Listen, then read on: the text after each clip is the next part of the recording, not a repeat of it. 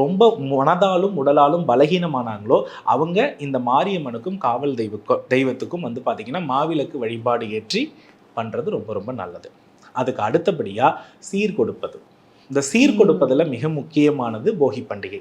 போகி பண்டிகை அன்று மாயை என்ற பெண் மகிழ்ந்தால், அதிலும் குறிப்பாக உடன் பிறந்தவள் வந்து மகிழ்ந்தால் சகோதரனுக்கு செல்வம் சேரும் அப்படின்றது வந்து நம்பிக்கை. ஆகையினால போகி பண்டிகை அன்று நம்ம வீடு முழுவதும் நம்ம என்ன பண்ணிடுவோம்னா மேக்சிமம் கிளியர் பண்ணிடுவோம். போகி பண்டிகை அன்னைக்கு நம்ம அடுத்த நாள் பொங்கல் வரதுனால வீடு மேக்சிமம் ரொம்ப நீட்டாக கிளீனாக தயாராகி தான் இருக்கும்.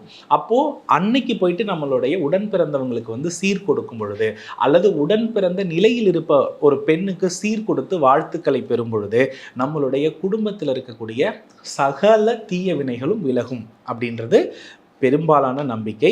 அதே போல் இன்னொரு பெரிய விஷயம் என்னென்னா, யாருக்கெல்லாம் இந்த திருமண வாழ்க்கை கசப்பாக இருக்கும், யாருக்கெல்லாம் இப்போ சீர் கொடுக்கும் பொழுது அந்த வீட்டில் வந்து அந்த பெண் ரொம்ப கணவன் மனைவியாக சந்தோஷமாக இருக்கும் பொழுது சீர் கொடுக்கறதுல இருக்கிற நிறைவு தனியாக இருக்கும் பொழுது என்ன பண்ணாதுன்னா கிடைக்காது.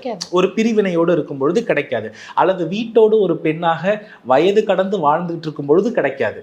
இப்படி ஆணாக இருந்தாலும் சரி பெண்ணாக இருந்தாலும் சரி இந்த திருமண வாழ்க்கை இந்த இல்லற மார்க்கத்தில் ஒரு சந்நியாசத்துவ நிலை போல விரக்தியாகி வாழ்பவர்கள் உடனடியாக வாழ்க்கையில் ஒரு மாற்றம் தெரிய போகி அன்னைக்கு ஏழை பெண்களுக்கு கட்டிலும் மெத்தையும் தானம் கொடுக்க எப்பேற்பட்ட செவ்வாய் ரீதியான தோஷமும் சரியாகும்.